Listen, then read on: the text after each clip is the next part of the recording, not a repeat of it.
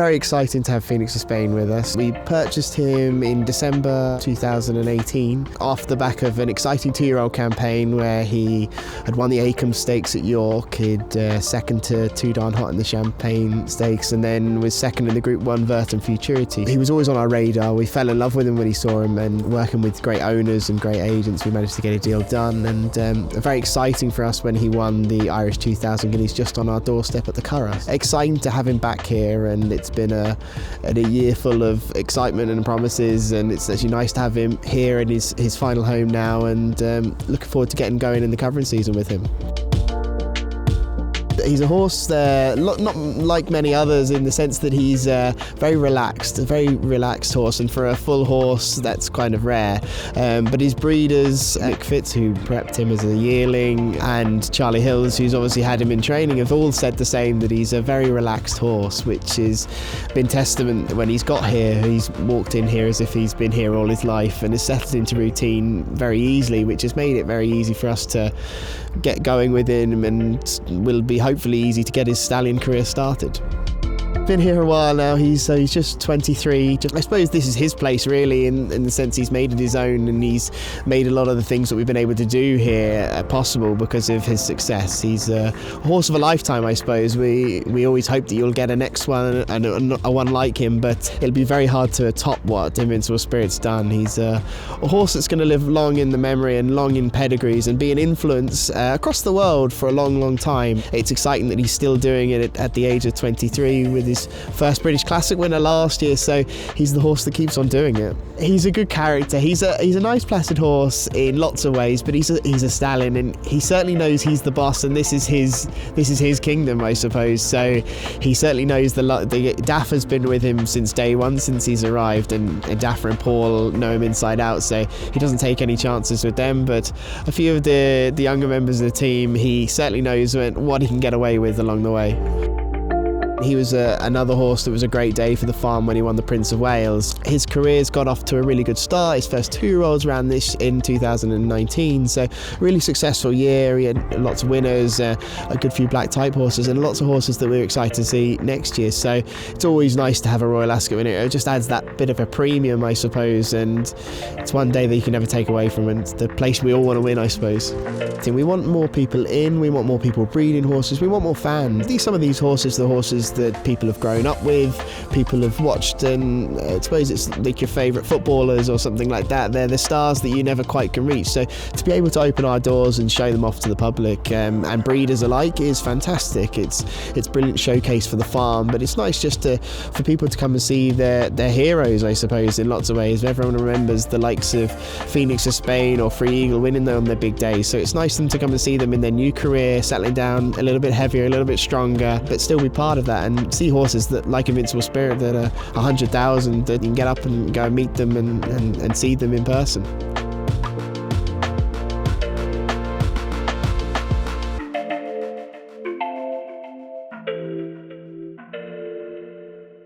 But Battage is nicely clear, a length and a half. Who said is closing down in the last throws, but Battage for King George III.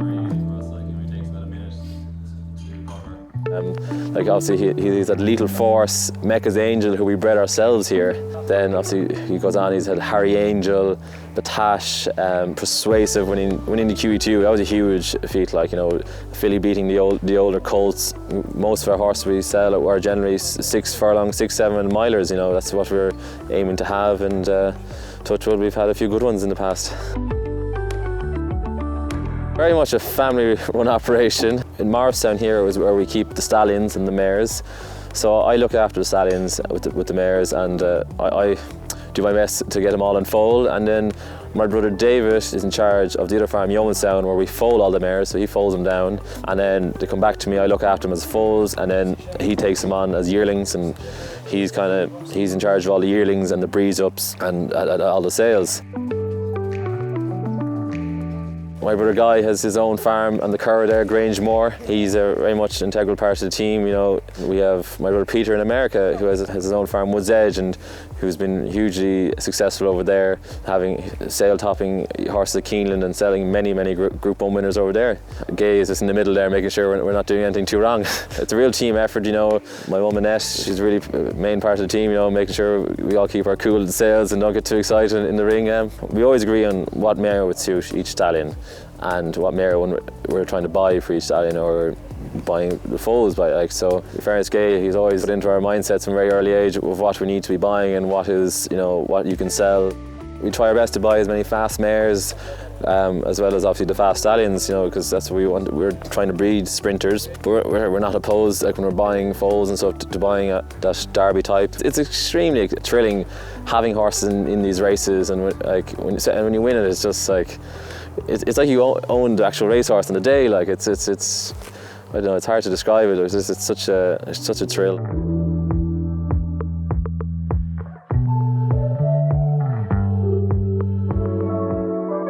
Oh, there's an awful lot you could say about See the Stars as a horse.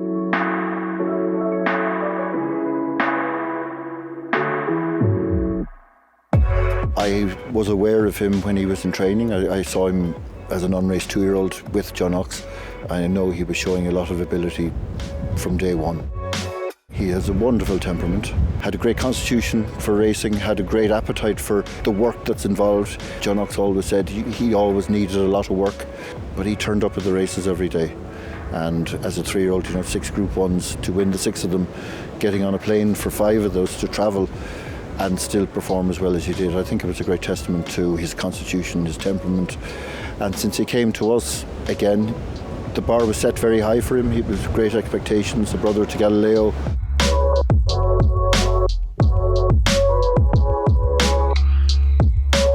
I suppose the fact that See the Stars retired here and we now have a Derby winner by him, we hoped it would happen. We couldn't say that we absolutely expected it because we can't say that. But we're delighted to have him, and you know, he's going to have his first runners this year. Our most coveted races are still middle distance 3-year-old races and older. If HARZAND can produce some good middle distance horses, which we hope he will, that will do us very well. It's very exciting for us here to have a horse like See the Stars. We have a lot of horses here. They're looked after to a very, very high standard. I'm very fortunate to have such wonderful help here. This is his territory, and he's happy. He's happiest during the breeding season. He gets through his work very well, and he's a joy to have here.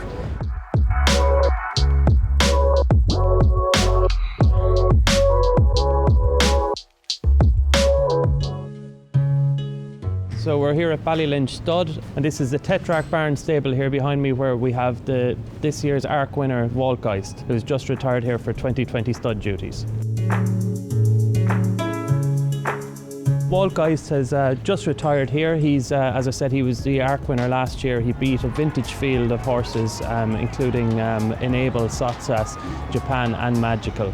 We're very excited to have him here at Ballylinch. He's the first ARC winner to stand here in Ireland for over 10 years. Not only is he by one of the best sires in the world in Galileo, he's out of probably one of the best families in Europe as well. He hails from the W family from Germany. He's Waldlark, was a Group 3 winner. He's our first foal. He's a multiple Group 1 winner, as I said. He arrived with us in late November. He settled in incredibly well into his job. I suppose physically he's very much in the same mould as his sire Galileo. He's very correct, he's well balanced and athletic horse, and he's got the most beautiful solid temperament, and we're really delighted with how he settled in.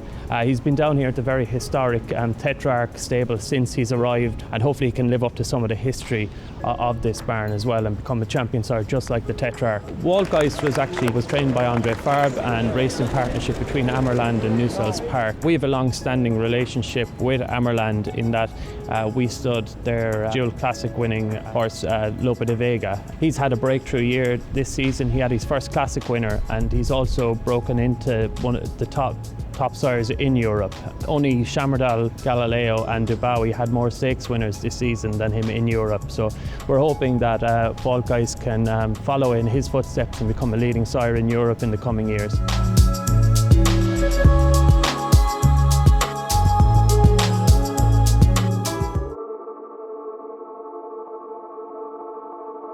We've been here around 30 years now, and we've been standing stallions for 25 years. This year we're excited. We have 4 horses and we have 2 new stallions to introduce to our breeders, Joshua Tree and Success Days. He arrived from France this year in October. He's a lovely, placid horse. He's been very well supported in France so far. He covered big books. He's got 94 yearlings, 75 2-year-olds and about 83-year-olds to come on for him. So he started off covering flat mares, and then they switched him over to jumping mares. So I think his stock will be well received in the sales and in the race courses in the next few years. We're very excited about him. He's a horse by Jeremy, the only sire by Jeremy standing in Ireland or the UK. He was a real tough race horse. He won over 10 furlongs on soft ground. He won from 2 to 5, a real tough, consistent race horse, and he's by the most wonderful sire. So we're really looking forward to him. There's been fantastic interest in him since we got him, and I hope that he'll be very popular. I think he will, yeah.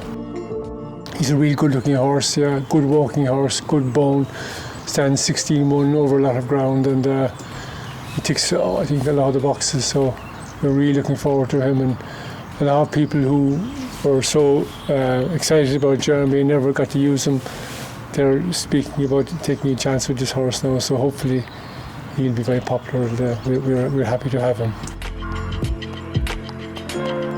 They're out every day during the winter. They're rugged and out in their paddocks, or they're on the walker, and I suppose they've been used to being handled so much during their racing days. So it's second nature to them, really, and they have a lot of human contact, so it's easy for them.